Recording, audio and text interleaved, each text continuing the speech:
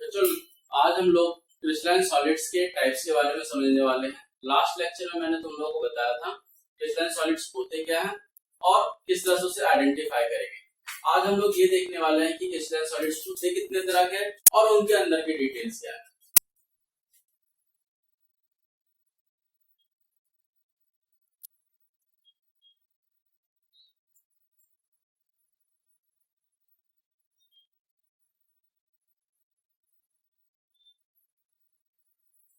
तो इसके डिटेल्स के बारे में हम बात करते हैं बेटा। तो सबसे पहला होता है हमारा मॉलिक्यूलर सॉलिड्स। मॉलिक्यूलर सॉलिड्स की हम बात करते हैं तो मॉलिक्यूलर सॉलिड्स वैसे सॉलिड्स होंगे जिनके अंदर पूरी सॉलिड की कॉम्पोजिशन में molecule will be the smallest unit. Means हम इसे कंस्टिट्यूएंट पार्टिकल्स बोलते हैं।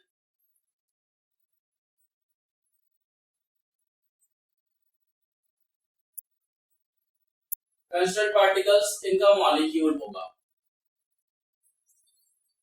अब इस बात को समझते हैं बेटा, जब मॉलिक्यूल कंस्टिट्यूएंट पार्टिकल है तो तुम जैसे एक एग्जांपल ले लो CO2, ये CO2, इन दोनों के बीच में एक फोर्स होगा जो इन लोगों को आपस में पकड़ के रखेगा, तब ये सॉलिडिफाइड होगा। आगे हम बात करते हैं CO2।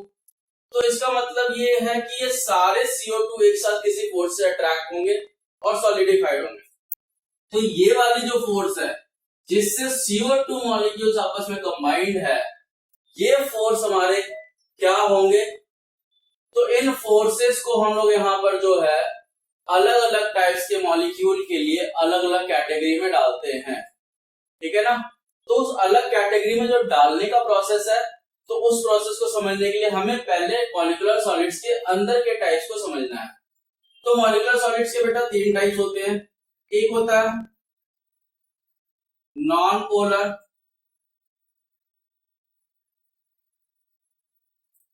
Molecular solids. अब दूसरा टाइप जो हमारा वो है पोलर मॉलिक्यूलर सॉलिड्स। जो तीसरा टाइप है वो हमारा है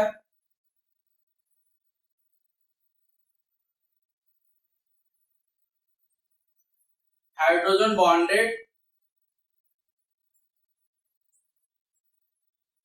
मॉलिक्यूलर सॉलिड्स। तो ये तीन फर्दर हमारे पास मॉलिक्यूलर सॉलिड्स के टाइप्स आते हैं। इन तीनों टाइप्स के अकॉर्डिंग अगर हम देखेंगे तो अब इन्हीं के बीच में हम लोग अब समझते हैं कि फोर्सेस कैसे एक्ट करेगी और उसके अलावा और क्या क्या चीजें हमारा होगा। तो बच्चों सबसे पहला जो हमारा है non polar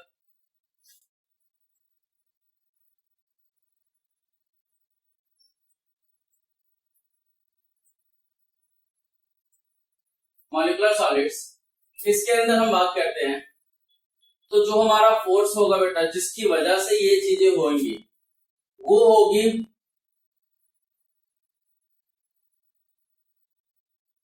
one over force. One over force के अलावा अगर हम इसे किसी और फोर्स के नाम से जानते हैं तो वो हमारा है लंदन फोर्स। इसके अलावा भी हम इसे किसी और फोर्स के नाम से जानते हैं तो वो हमारा है डिस्पर्सन फोर्स। तो इन तीनों में से कोई भी नियम हम इसको दे सकते हैं। इसके अंदर अब बात करते हैं वो फोर्स हमारा एक्चुअली में कहाँ है। तो उसी जगह CO2 का ही एग्जांपल मैं लेता हूं क्योंकि ये नॉन पोलर मॉलिक्यूल होता है।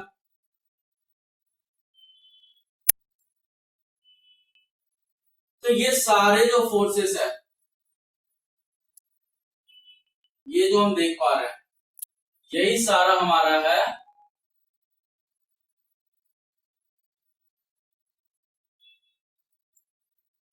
One over force.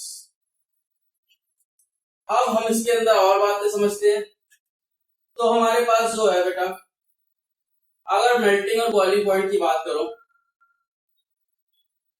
Low melting point and boiling point, अगर इनकी कंडक्टिविटी की बात करो, इलेक्ट्रिकल कंडक्टिविटी की, तो इलेक्ट्रिकल कंडक्टिविटी में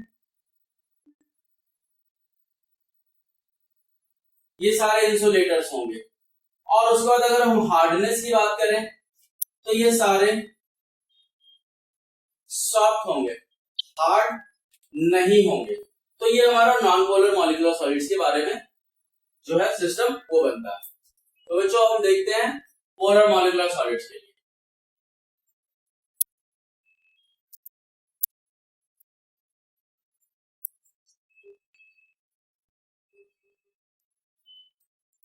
पोलर मॉलिक्यूलर सॉलिड्स में सबसे पहले तो अगर बात करूं तो इनके बीच जो फोर्स ऑफ अट्रैक्शन होगा वो होगा डायपोल डायपोल इंटरेक्शन।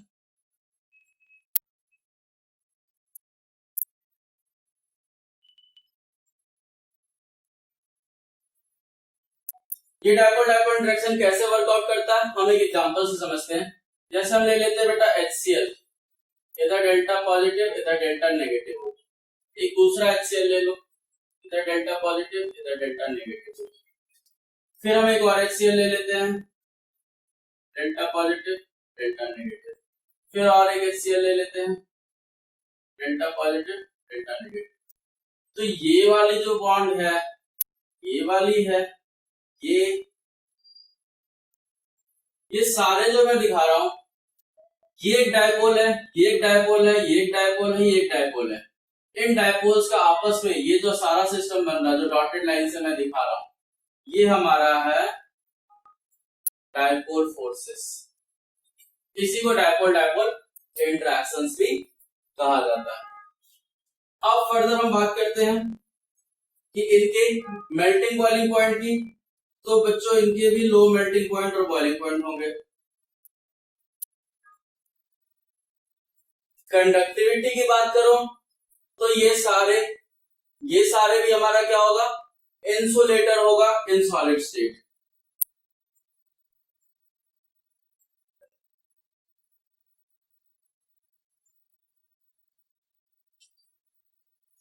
लेकिन इसमें क्या है बेटा, अगर हम लोग इन सबको एक्वस सॉल्यूशन बना ले तो ये थोड़ी बहुत कंडक्टिविटी दे देगा depending on the dissociation in water, कि वाटर में कितना डिसोसिएट कर पा रहे हैं। अगर नहीं कर पा रहे हैं तो कंडक्टिविटी नहीं आएगी, और अगर डिसोसिएट थोड़ा कर पाया या ज्यादा कर पाया तो अकॉर्डिंग टू डिसोसिएशन उसी प्रोपोर्शनेशन में ये थोड़ी बहुत कंडक्टिविटी देंगे। बट इन जनरल इनको इंसुलेटर्स ही माना जाता है। इसके बाद हमारा जो तीसरा जो टाइप हमारा बेटा मॉलिक्यूलर सॉलिड्स के अंदर वो हमारा है हाइड्रोजन बॉन्डेड सॉलिड।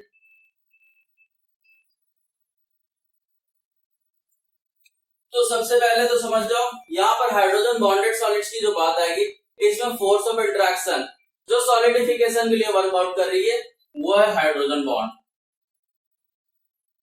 और इसको हम एग्जांपल से समझते हैं। तो तुम लोगों को जैसा पता बेटा हाइड्रोजन बॉन्ड कहां कहां पर हो सकता है तो उस चीज को थोड़ा सा मैं लिख देता हूं।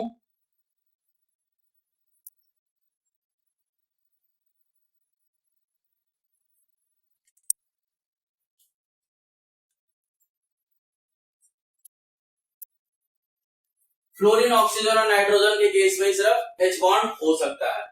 अब यहाँ पर एक एग्जांपल ले लेते हैं। जैसे H2O की बात कर लो, ये हमारा H2O मॉलिक्यूल है। फिर एक H2O मॉलिक्यूल की बात कर लेते हैं, ये हमारा H2O मॉलिक्यूल है। और H2O की बात कर लो, ये हमारा H2O मॉलिक्यूल है। तो होगा क्या बच्चा, ये वाली बॉन्ड, ये वाली बॉन्ड, ये हमारा हाइड्रोजन बॉन्ड है। और ऐसा है कि इसके भी हाइड्रोजन आगे किसी से कंबाइन हो सकते हैं, इसके भी हो सकते हैं, इसके फर्दर भी हो सकते हैं, इस तरह से पूरा चेन चलेगा। तो यही फोर्सेस यहाँ रिस्पॉन्सिबल है जो कि इस तरह के मॉलिक्यूल को सॉलिड बना रहे होते हैं। अब हम बात करते हैं इनकी मेल्टिंग और बॉइलिंग पॉइंट की। Low melting point but high boiling point. इनकी बॉइलिंग पॉइंट ज्यादा होती है। ये सारे हार्ड होते हैं एंड ब्रिटल होते हैं। ब्रिटल का मतलब होता है छूटते ही गिरेंगे तो टुकड़े टुकड़े हो जाएंगे इनके। और अगर इंसुलेशन मतलब सॉरी कंडक्टिविटी की अगर हम बात करते हैं तो कंडक्टिविटी में ये सब सारे जो है ये सारे भी इंसुलेटर होंगे सॉलिड स्टेट में।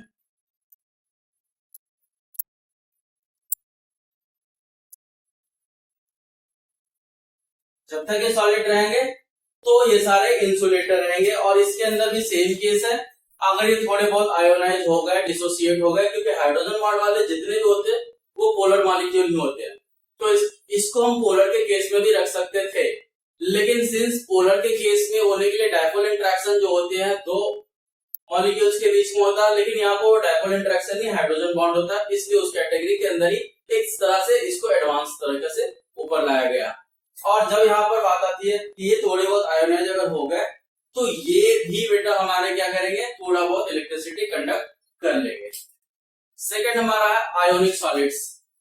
और आयोनिक सॉलिड्स जो है उसके अंदर कोई पार्ट्स नहीं होते हैं। आयोनिक सॉलिड्स के अंदर जो फोर्स ऑफ इंटरेक्शन होती है, तो उससे पहले हम इसमें ये चीज समझते हैं कि इसके अंदर जो कंस्टिट्यूएंट पार्टिकल्स होते हैं वो क्या होगा, आयंस होंगे।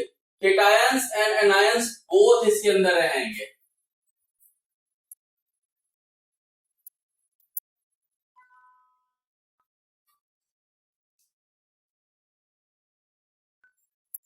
दोनों के दोनों होते हैं, चाहे वो केटायन और एनायन की बात हो, तो कोई सिंगल आयन से ये नहीं बनेगा, पूरा का पूरा एक आयोनिक सॉलिड यानी कि आयोनिक कंपाउंड पूरा होना होता है। अब इसके बाद इसमें आयंस की जो बात हो रही है वो किस तरह से इसके फोर्स ऑफ अट्रैक्शन होंगे, तो इसके बीच में होंगे बेटा इलेक्ट्रोस्टैटिक और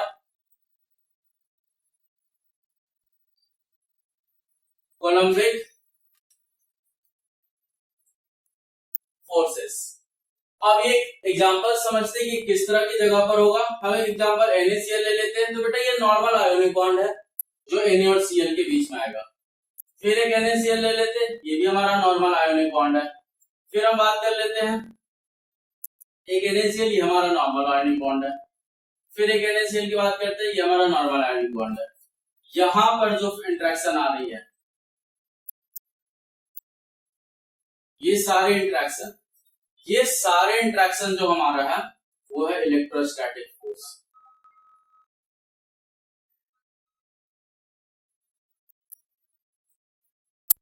इसके बाद अगर बात करते हैं इनके मेल्टिंग बॉइलिंग पॉइंट की, high melting point and boiling point, ये सारे हार्ड एंड ब्रिटल होंगे। ब्रिटलनेस का रीजन ये है कि बेटा जब हम इसको ऊपर से नीचे छोड़ते हैं तो ये वाले बॉन्ड जो है ये टूट जाते हैं और उसके बाद ये टुकड़े टुकड़े में फैल जाता है, लेकिन ये एंटिटी इंटैक्ट रहती है। उसके बाद अगर हम कंडक्टिविटी की बात करें,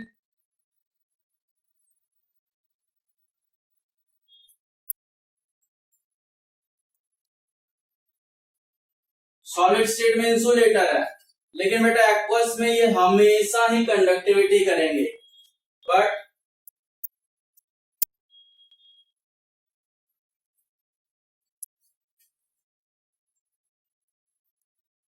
क्यों करेंगे? Due to presence of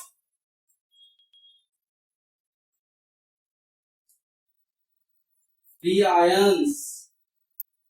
aqueous में जाते ही फ्री आयंस में डिसोसिएट होंगे और उसकी वजह से ये कंडक्ट करेंगे। इसके बाद जो बच्चों हमारा नेक्स्ट जो आता वो आता हमारा metallic solids.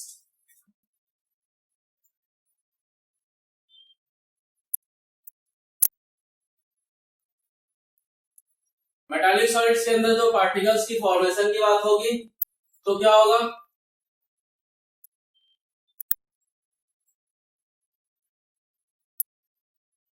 Positive ions in the sea of electrons. जो हमारे इलेक्ट्रॉन के पूरे सिस्टम के अंदर पॉजिटिव आयन होंगे। और यहाँ पर सबसे एक इंपॉर्टेंट बात ध्यान रखना कि ये इलेक्ट्रॉन और पॉजिटिव आयन आपस में बिल्कुल इक्वल चार्ज में रहेंगे ताकि वो चार्ज न्यूट्रलाइज रहे, बैलेंस रहे। इनके साथ जो बॉन्ड बनते हैं वो मेटालिक बॉन्ड्स होते हैं। जैसे एग्जांपल ले लो, यहाँ सोडियम, यहाँ सोडियम, यहाँ सोडियम, यहाँ सोडियम, तो बेटा ये जो बॉन्ड बीच के बने हुए हैं ये सारे ही मेटालिक बॉन्ड्स कहलाएंगे।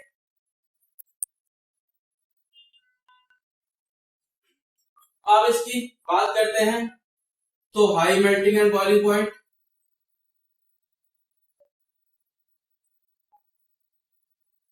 उसके अलावा फर्दर हम बात करते हैं इसकी कंडक्टिविटी की, सॉरी पहले हार्डनेस की बात कर लेते हैं। हार्ड, डक्टाइल, मैलिएबल, इसमें एक आध एक्सेप्शंस भी होते हैं बेटा। कंडक्टिविटी की बात करते हैं।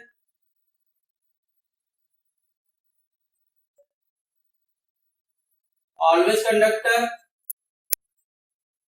Due to presence of free electrons, free electron के प्रेजेंस होने की वजह से ये हर स्टेट में कंडक्टर ही होते हैं। इसके बाद जो फोर्थ और लास्ट जो हमारा बनता बच्चा, वो होता है हमारा नेटवर्क सॉलिड या फिर कोवेलेंट सॉलिड।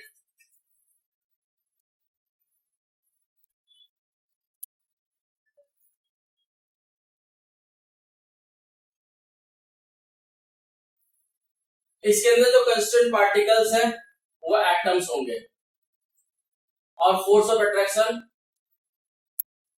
कोवेलेंट बॉन्ड्स होंगे। अब यहां पर बात समझो एक एग्जांपल के थ्रू। जैसे SiO2 की बात करते हैं तो रियलिटी में SiO2 बेटा कुछ ऐसा होता है, दिस इज SiO2, बट जब ये सॉलिडिफाइड होगा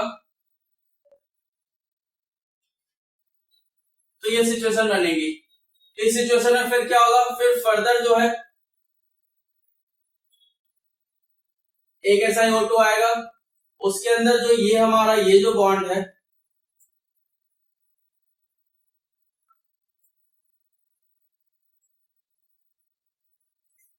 इस तरह से कंबाइन होना शुरू हो जाएगा। जैसे आगे नेक्स्ट करते हैं।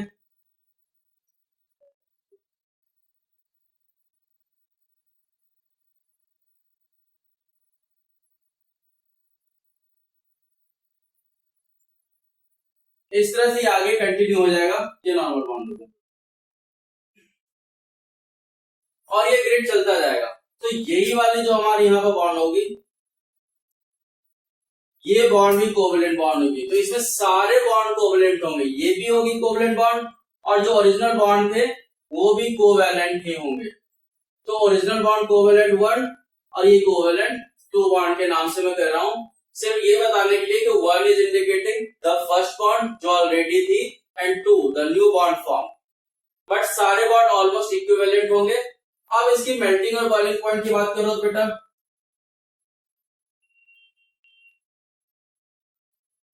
इसकी मेल्टिंग और बॉइलिंग पॉइंट दोनों सिचुएशन में हाई होगी।